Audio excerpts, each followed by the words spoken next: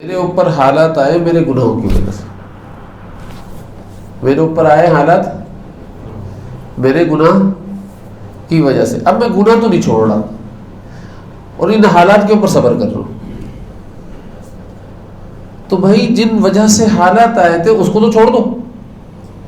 اگر گناہ کی وجہ سے حالات آئے تو گناہ تو چھوڑو، پھر صبر کرو نا. میرے اوپر حالات آئے گناہ کی وجہ سے، اب ان حالات پر تو صبر کر رہا ہوں لیکن گناہ نہیں چھوڑ رہا. مثال کے طور پر میں لگا ہوا ہوں ویڈیو دیکھ رہا ہوں، میرے اوپر کوئی تکلیف آ گئی، میں نے اور ویڈیو دیکھنا شروع کر یار اس تکلیف سے اپنا ذہن ہٹاؤں، اس میں ٹائم پاس کروں. او بھائی بیوقوف، اسی وجہ سے تیرے کو یہ تکلیف آئی ہے، تو اور اپنا ٹائم برباد کر، یہ تکلیف بڑھے گی تیری. اپنا ذہن ہٹانا اور پھر بول اس کو سمجھایا جاتا ہے تو کیا بولتا ہے، کیا کروں ٹائم پاس اسی طریقے سے ہوگا. بھائی میں اپنا ذہن لگا رہا ہوں، تو ذہن کہاں لگا رہے ہو؟ اس حالات کے اندر ذہن گناہ کے اوپر کیوں لگا رہے ہو؟ واپس گناہ کیوں کر رہے ہو؟ جب گناہ کرو گے تو پھر یہ تکلیف اور بڑھتی رہے گی. اور ہمارے حضرت فرمایا کرتے تھے یہ صبر اس کو کہاں تک لے کر جائے گا؟ جہنم تک لے کر جائے گا. ہٹاؤ نا، معافی مانگو اللہ تعالیٰ کی ذات سے.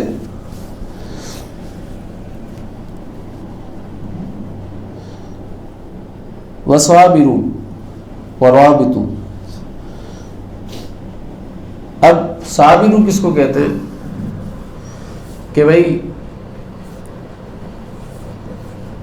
اللہ تعالیٰ فرما رہے ہیں کہ جس طریقے سے وہ تمہارے مقابلے پر آ گئے ہیں، اب اس مقابلے کے اندر تمہیں اذیتیں بھی پہنچیں گی. ہو سکتا ہے بھوک بھی ہو سکتا ہے پیاس بھی ہو سکتا ہے تمہارے لوگ بھی مارے جائیں، یہ اذیتیں پہنچیں گی. تو بھائی یہ اذیتیں تو ان کو بھی پہنچیں گی.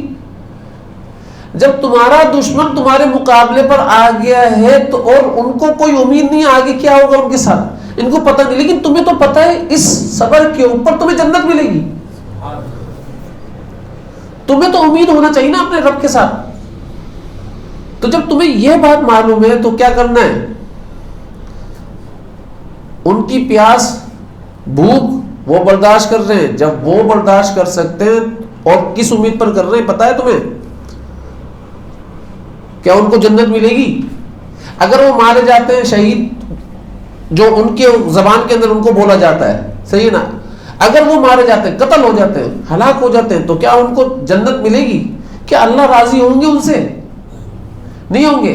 لیکن بھائی تم تو ان سے مقابلے پر اس بات پر کھڑے ہوئے کہ امید ہے تمہیں کہ میرے حکم پر تم ان سے مقابلہ کرو. اب میرے حکم پر تم بھوک برداشت کر رہے ہو، میرے حکم پر تم پیاس برداشت کر رہے ہو، میرے حکم پر تمہیں شہید کیا جا رہا ہے. جب تم شہید ہو رہے ہو تو کیا ہو رہا ہے؟ امید ہے نا کہ اللہ تعالیٰ اس شہادت پر جنت دے دیں گے، امید ہے نا. تو بھائی تو پھر تمہارا صبر کرنے کا حق زیادہ ہے نا. یہ خاص صبر ہے، یہ صبر خاص ہے، ٹھیک ہے نا. جس مقابلے پر کوئی ہو تو یہ صبر خاص ہوا نہیں ہوا، ٹھیک ہے نا. وَرَابِطُوا، اور رابطو کہتے ہیں مقابلے کے لیے تیار رہنے کو. تو بھائی مقابلے کے لیے تیار بھی رہو. وَاتَّقُوا اللَّهَ لَعَلَّكُمْ تُفْلِحُونَ. اور ان تینوں چیزوں کو تم کرو گے اللہ سے تقوی کے ساتھ. اگر یہ اللہ کے تقوی کے بغیر ہوں گی، صبر کر رہے ہو، نیت کچھ اور ہے. میں شیطان جو ہے نا سب سے زیادہ نا نیت کے اوپر حملہ کرتا ہی وہ نیت کے اوپر حملہ ہے. یہ بات ذہن میں رکھ. عمل کے اوپر وہ حملہ نہیں کرتا، وہ حملہ کرتا ہے نیت کے اوپر، کیونکہ اس کو معلوم ہے عمل تو میں نے کروانا ہے. وہ جانتا ہے عمل کروائے گا، نیت پر حملہ کرے گا تو اس عمل کے اندر ریاکاری بنے گی. نیت پر حملہ کرے گا تو اس عمل کے اندر شرک بنے گا. تو بھائی عمل تو کر، لیکن اس عمل کے اوپر تیری نیت کو میں بگاڑ دوں گا تاکہ تو ریاکار بن جائے یا مشرک بنے. تو عمل بھی نہیں کر رہا تو گنہگار ہی بنے گا. اس گنہگار سے میرا کوئی کام نہیں ہے. اللہ تعالیٰ کی رحمت جوش میں آئے گی تیرے سارے گناہوں کو معاف فرما دے. لیکن جب تو مشرک بنے گا کوئی تیرا گناہ معاف ہونے والا نہیں ہے. یہ مشرک کا شرک کا تو وہ کرواتا ہی شرک ہے, وہ کرواتا ہی ریاکاری ہے.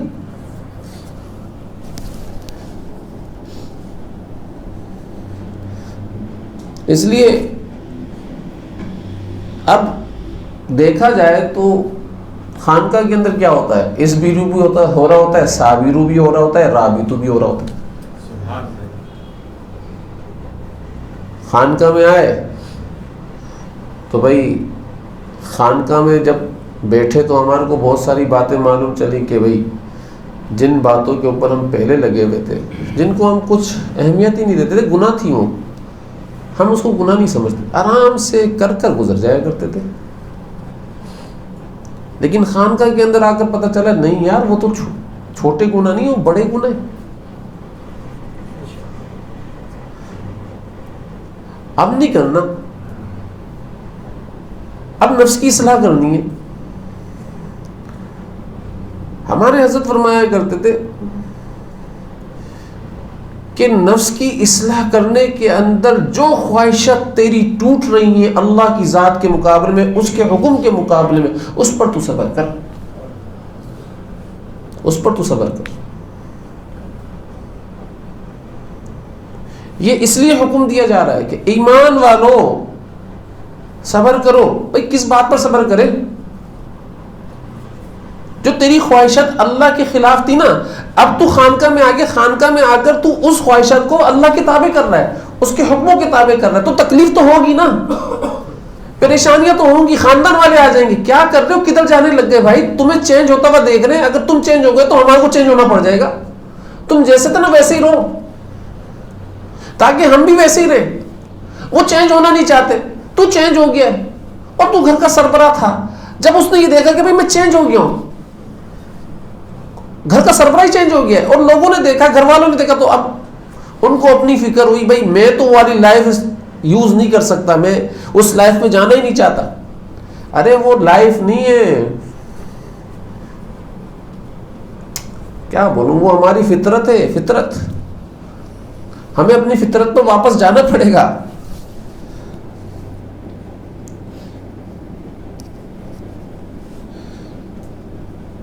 تو بھائی جو اس چیز کے اندر تکلیفیں آئیں, پریشانیاں آئیں, اللہ تعالیٰ کے حکم کو پورا کرنے کے اندر, اپنی خواہشات کو توڑنے کے اندر جتنی تکلیفیں آ رہی ہیں, اور آپ اللہ کی خواہش کو پورا کر رہے ہو, اللہ کے حکم کو پورا کر رہے ہو, تو یقین جانو اللہ تعالیٰ فرما رہے اصبروا, صبر کرو.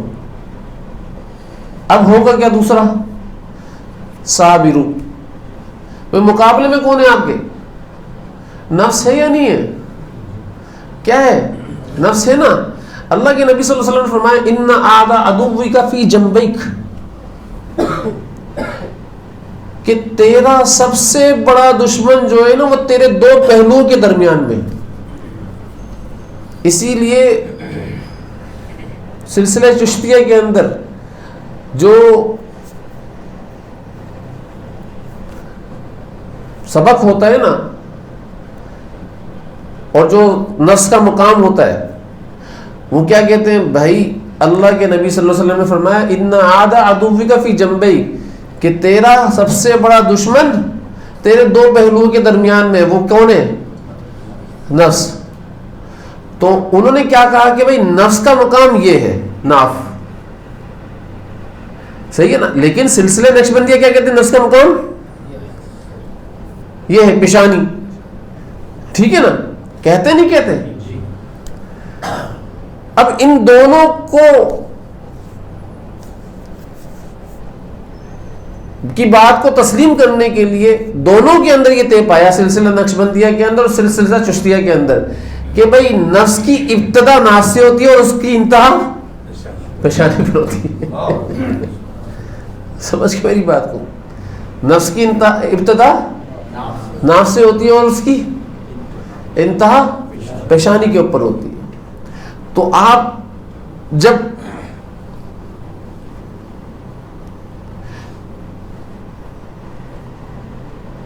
نفس دم یا حبس دم, صحیح ہے نا, کر رہے ہوتے تھے, تو کیسے کرتے ہو؟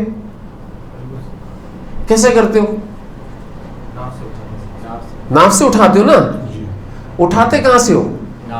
ابتدا کہاں سے کرتے ہو؟ ناف سے کرتے ہو. لے کر کہاں تک جاتے ہو؟ اور پھر لا کر پھر کہاں تک چھوڑتے ہو؟ صحیح ہے نا.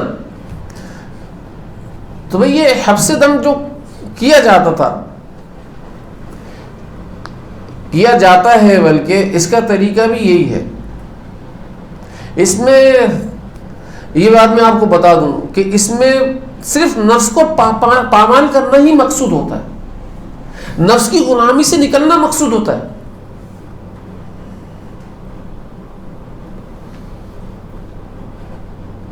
حضرت فرمایا کرتے تھے کہ خانقاہ میں اپنے شیخ کے پاس رہ کر نفس کو ایسے مٹاؤ کہ نفس کے مٹنے کو بھی پتہ نہ چلے، نفس کو بھی پتہ نہ چلے کہ نفس مٹ گیا ہے. کیونکہ اگر نفس کو پتا ہو کہ بھائی میں مٹ گیا ہوں تو ابھی نفس مٹا نہیں ہے.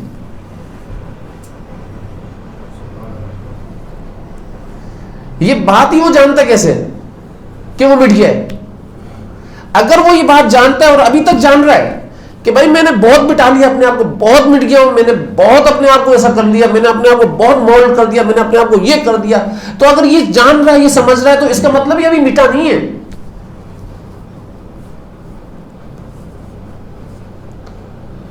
حضرت اس کی مثال دیا کرتے تھے، بولتے تھے، فرمایا کرتے تھے کہ بھائی اگر سونے والا یہ کہے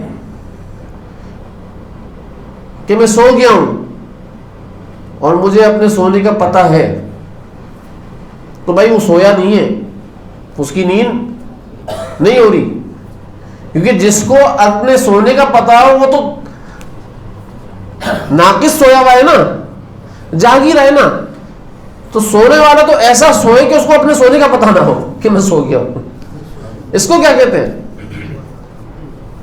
تو بھائی ایسے ہی اگر نفس مٹ رہا ہے نا تو آپ کو اپنے نفس کے مٹنے کا بھی پتہ نہ ہو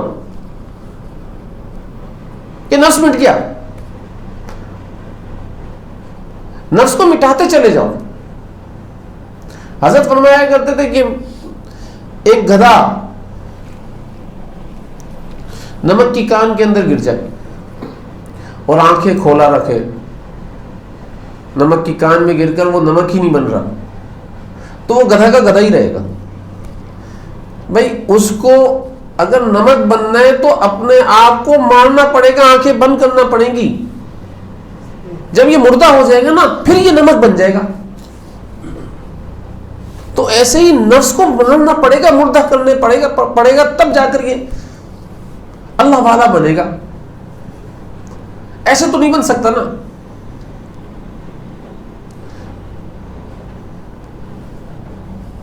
اس لیے جس کو اللہ کے نبی صلی اللہ علیہ وسلم دشمن کہہ رہے ہو اس کو ہم دوست بنا کر بیٹھے ہوئے نفس کو، اور سب سے بڑا دشمن کہہ رہے ہیں، تو اللہ کے نبی صلی اللہ علیہ وسلم کی بات کے اوپر یقین نہیں ہے کیا؟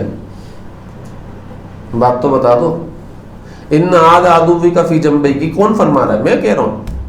یہ اللہ کے نبی صلی اللہ علیہ وسلم فرما رہے ہیں بھائی تمہارا سب سے بڑا دشمن دو پہلوؤں کے درمیان میں اور وہ نفس ہے. یہ اللہ کے نبی صلی اللہ علیہ وسلم فرما رہے ہیں. تو جس کو اللہ کے نبی صلی اللہ علیہ وسلم سب سے بڑا دشمن بتا رہے ہو اس کو ہم دوست بنا کر بیٹھے ہوئے ہو. ہمارے حضرت فرمایا کرتے تھے جس نے اپنے نفس کو سمجھ لیا، دوست سمجھ لیا، جس نے اپنے نفس سے پیار کر لیا، تو اللہ کی قسم اس شخص کے بارے میں آتا یہ ہے کہ یہ اللہ کی دوستی کے قابل نہیں رہا.